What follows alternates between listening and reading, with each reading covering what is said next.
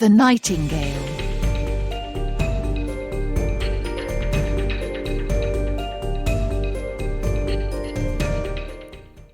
A king lived in a beautiful palace.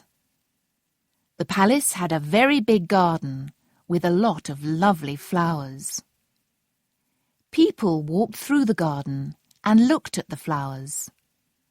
Then they walked through a beautiful wood to the sea. A nightingale lived in a tree in the wood. It sang beautifully.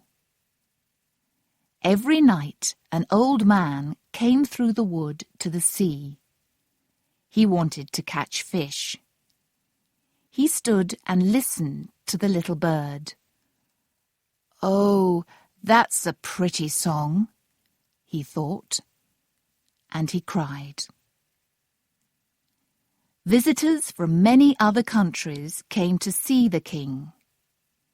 "We like your city, your palace, and your garden," they told the king.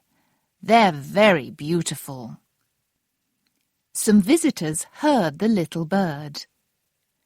"Nothing is as beautiful as the nightingale's voice," they said. They wrote books about the city, the palace, and the garden, and they always wrote wonderful things about the nightingale. Other people round the world read these books, and one day the king saw one. He read, and he was very happy. "But nothing is as good as the nightingale's voice," the book said. "What's this?" asked the king.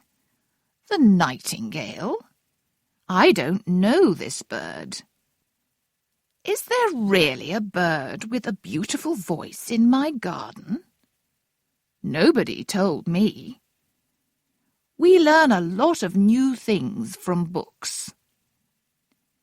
So the king called his most important servant. "People say there's a very pretty bird here," said the king. "They say that it sings very beautifully.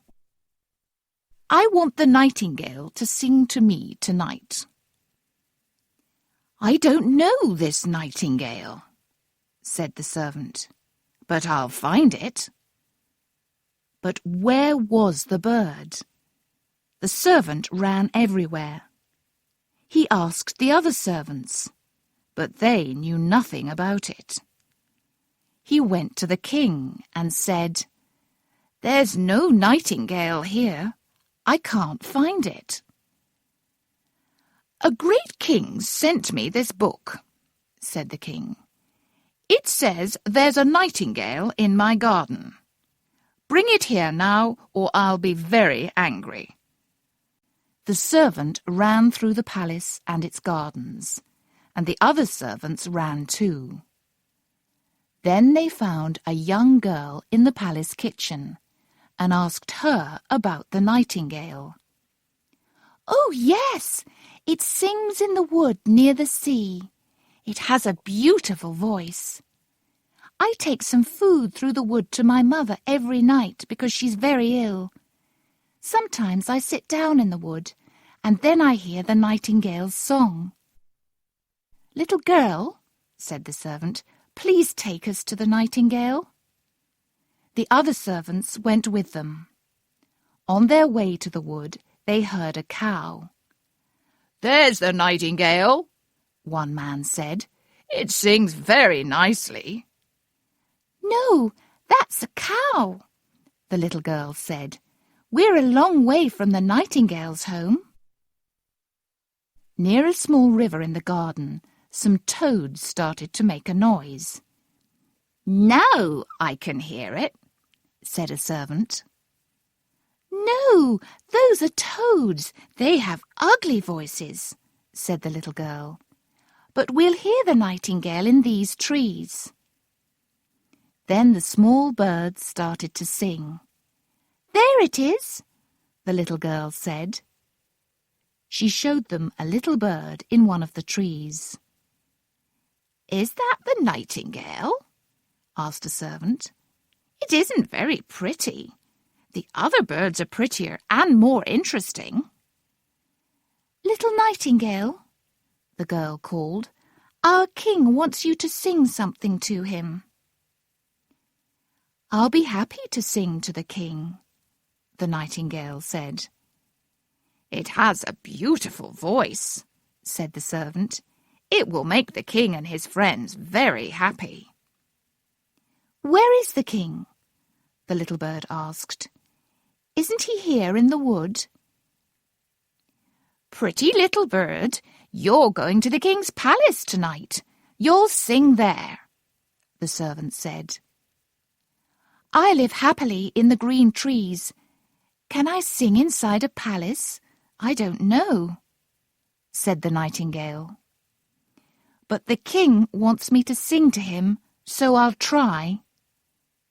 And the little bird went with the servants to the palace. The king sat in a great room in his palace, and the nightingale sat on a table. The king's servants and his friends were in the room. They all looked at the nightingale. The little bird started to sing. It sang beautifully. The king started to cry, and so everybody cried with him. "Your songs make me happy," the king said. "I'll give you some pretty shoes." "Thank you," the nightingale said, "but I don't want anything. You cry when you hear my songs, and that makes me happy." Then it sang again. "Please stay in my palace," said the king.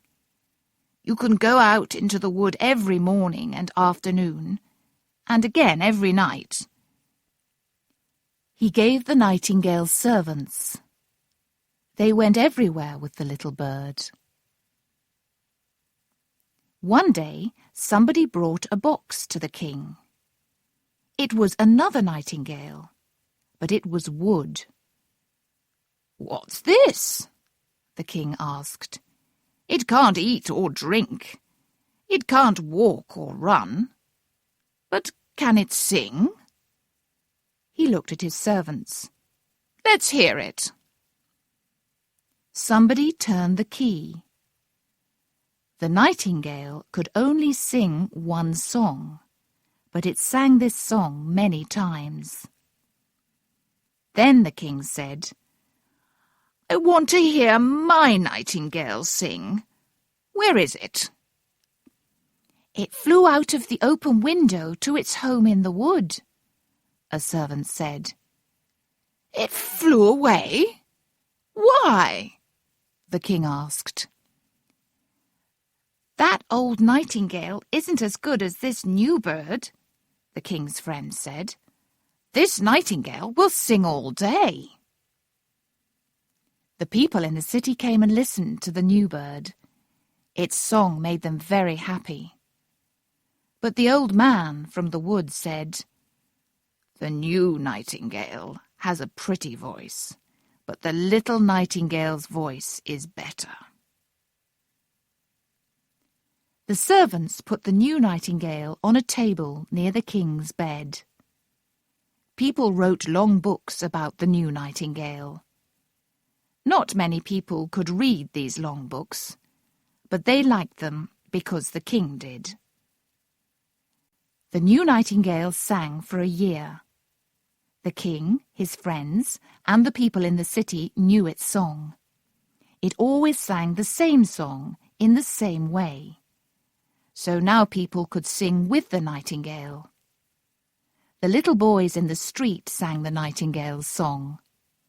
The king sang its song too. "You sing beautifully," the servants told him. But one night there was a noise inside the nightingale. Bang! Now the bird could not sing. The king jumped quickly out of bed and called for help. "Why can't the nightingale sing?" he asked. "Look inside it." A man opened the nightingale and looked inside it. Then he turned the key, and it sang again. But he said, "This bird can't sing every day now. It can only sing for 1 day every year."